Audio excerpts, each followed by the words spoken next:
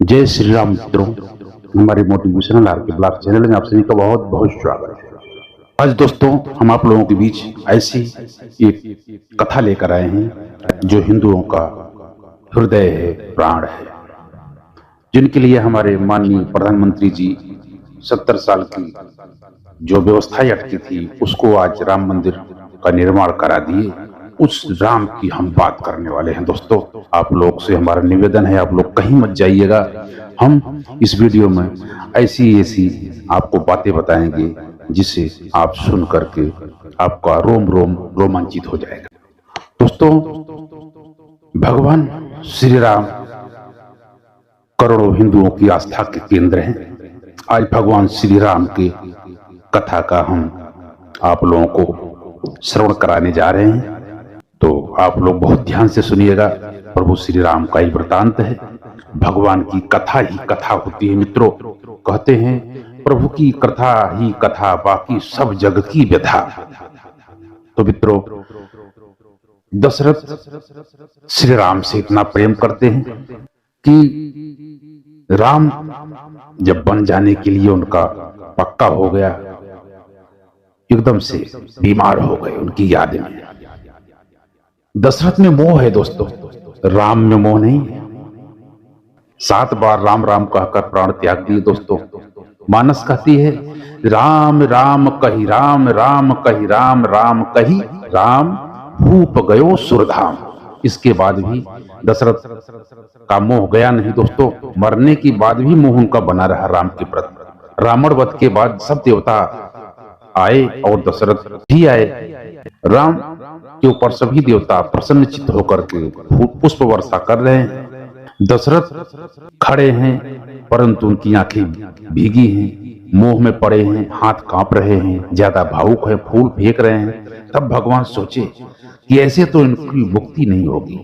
दोस्तों भगवान श्री राम जैसा पुत्र भगवान सबको दे।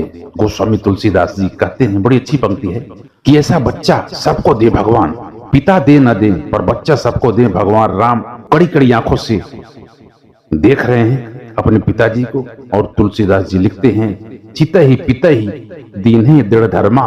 बड़ा कठोर नजर से भगवान देखते हैं और बोले देवताओं के साथ सुख हो गए, अब कौन किसका पिता और कौन किसका पुत्र। ये शरीर मरण धर्मा है, ये रिश्ते सिर्फ जीते जी के हैं, मरने के बाद नहीं है। मित्रों जो बधा रहे वो मानव और जो मुक्त हो जाए वो देवता। जब विश्वामित्र लेने आए प्रभु श्री राम को, तो दशरथ के पास वो आते हैं तो पूछे कि आप इतने तेजस्वी हैं, राजऋषि हैं, आप चाहें तो कमंडल के जल से राक्षसों का विनाश कर सकते हैं, मार सकते हैं, मेरे बेटे को क्यों ले जा रहे हैं। तब विश्वामित्र जी बोले राजन मैं ऋषि हूं, मुझे क्रोध वर्जित है, मैं क्रोध नहीं कर सकता। तुम्हारा लड़का मर्यादा पुरुषोत्तम है, यानी पुरुषों में उत्तम, देवताओं में उत्तम नहीं, पुरुषों में उत्तम। राम वन को गए, पूरा अयोध्यावासी आंसुओं से भरी नजरों से देख रहे हैं, रो रहे हैं कि राम न जाए। गोस्वामी तुलसीदास जी बड़ी सुंदर लिखते हैं लाइन, तापस भेष विशेष उदासी, 14 वर्ष राम वनवासी। अगर दोस्तों आप सबको समय मिले तो वाल्मीकि रामायण की 3 पंक्ति आप जरूर पढ़ना, बड़ी अद्भुत बात है लिखी है उसमें। कौशल्या रोती जा रही हैं, राम को समझा रही हैं कि वंदहु कौशल्या दिशि प्राची। कौशल्या सूर्यदेव को प्रणाम कर रही हैं, उस दिशा को प्रणाम कर रही हैं, पूर्व दिशा को प्रणाम कर रही हैं जहां से हमारा सूर्य उदय हुआ। सूर्य कुल का नाम रोशन करने वाला हमारा पुत्र। वंदहु कौशल्या दिशि प्राची, जाति सकल जगमाची।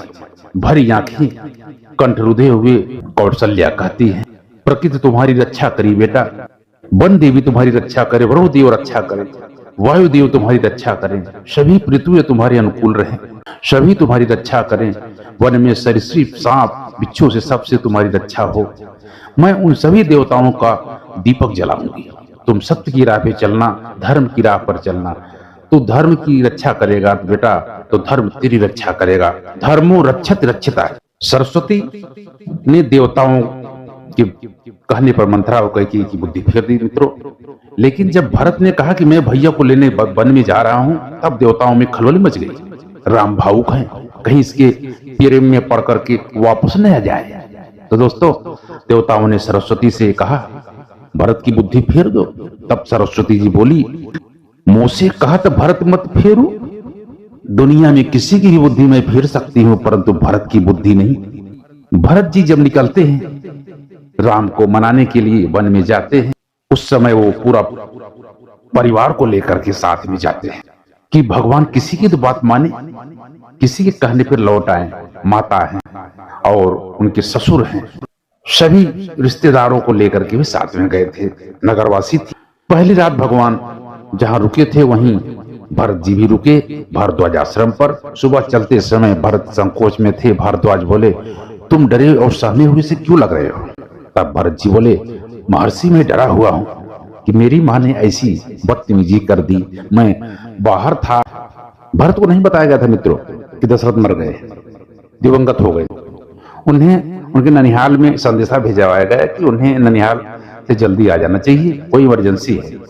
अयोध्या के बाहर नंदीग्राम में एक मंदिर था जहां इनके पूर्वजों की प्रतिमाएं लगी थी। दोस्तों, सबसे पहली प्रतिमा पृथु की थी, जो जिनके नाम पर ही पृथ्वी का नाम पृथ्वी पड़ा है। वो पृथु के नाम से ही पृथ्वी का नाम है। उसके बाद और भी उनके पूर्वज हैं, बलि हैं जो अपना मांस काट करके बांझ को दिए थे, बहुत दानी थे। दिलीप, मंधाता, नहुष, रघु, अज की वो सब रास्ते में वो जो मंदिर था उसमें प्रतिमाएं लगी थी मंदिर में, तो वो पूजा करने गए तो वहां दशरथ की भी प्रतिमा लगी थी। तब उनको पता चला कि पिताजी दिवंगत हो गए हैं। तब वो बोले, हमको कोई बताया क्यों नहीं? उनकी आंखों में आंसू आ गए और उनकी हाथों से थाली गिर गई पूजा की। भ्रातृत्व में उदाहरण हमेशा राम ने भरत को दिया दोस्तों, लक्ष्मण का भी नहीं। जब हनुमान जी को गले लगाते हैं भगवान राम, तब कहते हैं, तुम मम प्रिय भरत सम भाई। भारद्वाज से पूछते हैं भरत कि भैया तो मुझे माफ कर देंगे ना? ऐसा पश्चाताप जो गलती उसने की ही नहीं वो भरत कर रहे हैं। भारद्वाज बोले, तुम्हारे और राम का प्रेम का तो मुझे पता नहीं, परंतु जाते समय राम तुम्हें इतना प्रेम करते हैं कि जल चढ़ाते समय रोते हुए वो गिर गए। बोले, जम्बू द्वीपीय भरतखंडे। इस कहानी से मित्रों फैमिली वैल्यू सीखी, राजनीति वाली राजनीति सीखी। सारे लोग रो रहे थे, भरत जी बहुत मनाए। सब लोग कह रहे थे कि आप लौट चलो, पूरी जनता भी कह रही थी, लेकिन भगवान नहीं माने। भगवान ने जनमत का सम्मान नहीं किया, नीति का सम्मान किया दोस्तों, क्योंकि नीति सबसे बड़ी है, नीति से बड़ा कोई नहीं है। ये भगवान से हमें सीखना चाहिए। अपने स्वार्थ के लिए नहीं, परमार्थ के लिए जीना चाहिए। जब वन में गए तब वन देवी आई, बोली, प्रभु मेरे लिए क्या आज्ञा है, मैं क्या सेवा करूं? भगवान बोले, मैं पर्णकुटी बना लूंगा, कंदमूल खा लूंगा, फल खा लूंगा, लेकिन तुम कुछ मेरे लिए करना ही चाहती हो तो जिस मार्ग से मैं आया हूं उस मार्ग के सारे कांटे हटा देना। तब वन देवी बोली, अब तो आप आ गए हैं प्रभु, अब हटाऊं ना हटाऊं उसका क्या मतलब? तब भगवान राम ने जो उत्तर दिया वो आपकी आंखें भिगाने के लिए काफी है मित्रों। राम ने कहा, मेरे तो कोई दिक्कत नहीं, मेरे पैरों में कांटे लगे, लेकिन मेरे भाई भरत इसी रास्ते से आएगा मुझे लेने के लिए, उसके पैर में कांटे नहीं लगने चाहिए, कांटे हटा दो। वन देवी बोली, मेरी एक जिज्ञासा है प्रभु कि अयोध्या का राजा, चतुरांगनी सेना का सेनापति, दशरथ का पुत्र, राम का छोटा भाई इतना नाजुक है? तब राम बोले, भरत तो वज्र के समान है, उसकी छाती से लगकर तो इंद्र का वज्र भी टूट जाएगा, ये कांटे क्या है? लेकिन यदि उसे एक भी कांटा चुभ गया तो उसका दिल ये सोचकर टूट जाएगा कि मेरे कारण मेरे भाई के पैर में कांटा चुभा होगा। नंगे पैर भरत जी चल रहे हैं दोस्तों, कोमल चरण चलत बिन नहीं। भगवान स्वयं कष्ट सह सकते हैं दोस्तों, परंतु जो उन्हें प्रेम करते हैं उनको कष्ट हो ये भगवान नहीं स्वीकार कर सकते। आप जो नए हो हमारे चैनल को सब्सक्राइब करके बेल आइकन को प्रेस कर देना दोस्तों। कितना करुण क्रंदन दृश्य था मित्रों, भाई भाई का अद्भुत मिलन से चित्रकूट के पत्थर भी रो पड़े। राम ने पूछा, भरत क्या चाहिए? तब भरत ने कहा, मुझे तो सब मिल गया भैया, इसी दिन के लिए तो मेरा जन्म हुआ था, पिताश्री मर गए मेरे कारण, आप वन में आए मेरे कारण, सोने के आभूषण पहनने वाली मेरी भाभी वलकल पहनी है मेरे कारण।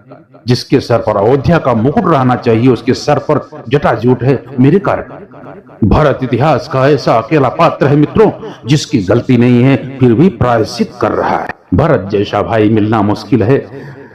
भरत के कहने पर राम नहीं लौटे तब भरत ने कहा अपनी पत्नी को, तुम तीनों माताओं का ध्यान रखना, क्योंकि भाभी माँ सीता भी नहीं है राजमहल में, मैं नहीं रहूंगा, मैं भी जमीन पर सोऊंगा, क्योंकि मेरे भैया जमीन पर सोएंगे तो मैं राज सुख कैसे भोगूंगा।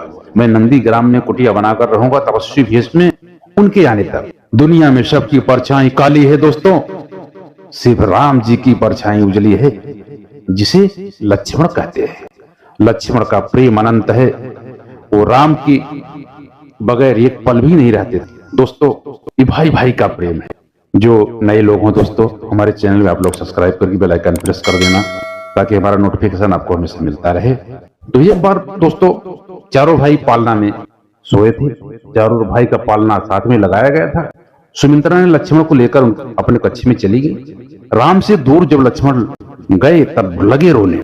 उनका रोना सुनकर सब परेशान हो गए। घर में झाड़ फूक, गुरु महात्मा सब लग गए, परंतु वो चुप नहीं हुए। फिर गुरु जी ने राम जी के चरणों के पास लक्ष्मण को लिटा दिए। जैसे ही राम के चरण में लक्ष्मण जी आए तुरंत शांत हो गए, चुप हो गए। इतना प्रेम था भाई भाई के बीच। यहाँ तो भाई भाई का गला काट देता है, भाई भाई का हिस्सा हड़प लेता है, भाई भाई के लिए साजिश करता है। लक्ष्मण सुमित्रा माँ से पूछते हैं भैया वन जा रहे हैं, मैं भी जाऊं कि अयोध्या में रहूं। तब मैया जो बात कही बहुत ही सुंदर लाइन है दोस्तों, आप लोग वीडियो को पूरा देखें। बोलती हैं ये राम सिया वन जाही, अवध तुम्हारी काम कछुना है। बेटा जहां राम है वहीं अयोध्या है, तुम वन में जाओ और राम की सेवा में रहना। परछाई बनकर भाई के अनुराग में पत्नी से विदा तक नहीं लेने गए लक्ष्मण। पत्नी भी वैसी ही सोचती है, चलो कोई बात नहीं, 14 साल के बाद आएंगे तब मिलूंगी। आज भाई भाई के कारण केस चल रहा है, झगड़ा हो रही है, लड़ाई हो रही है, क्या से क्या हो रहा है, परंतु एक भाई भाई की सेवा में अपनी फैमिली जिसको साथ फेरे लिए उनको तक ध्यान नहीं दिए और अपने भाई का धर्म निभाए और उनके साथ में हमेशा रहे। तो मित्रों ये कहानी, ये वीडियो, ये कथा, ये भगवान की जो भी कह लो आप, तो जीवन में हमारे बहुत ही प्रेरणादायी प्रसंग है। ये हमारे आस्था के केंद्र है, हमारे जीवन जीने की कला है, हमारी प्रेरणा है। इन्हीं से हम सब प्रेरणा लेकर के अपने जीवन को संवार सकते हैं और सुखी कर सकते हैं दोस्तों। राम जैसा भाई, भरत जैसा भाई, लक्ष्मण जैसा भाई नहीं मिलते दोस्तों। एक दूसरे के लिए त्याग किए, एक दूसरे के लिए ही जिए, ऐसा जीवन था उन सबका। तो दोस्तों हमारे मोटिवेशन चैनल में आप लोग आए इसके लिए बहुत बहुत धन्यवाद। ऐसे ही नॉलेजेबल ज्ञानवर्धक और प्रेरणादायी वीडियो देखने के लिए आप लोग हमारे चैनल में जुड़े रहें। आपको ऐसे ही कहानी, ऐसी ही वीडियो, ऐसी ज्ञान की बातें हम आप लोग को बताते रहेंगे। तो मिलते हैं एक नई वीडियो में। आप लोग तब तक खुश रहो, मस्त रहो, आनंद में रहो। जय श्री राम मित्रों, जय श्री कृष्ण।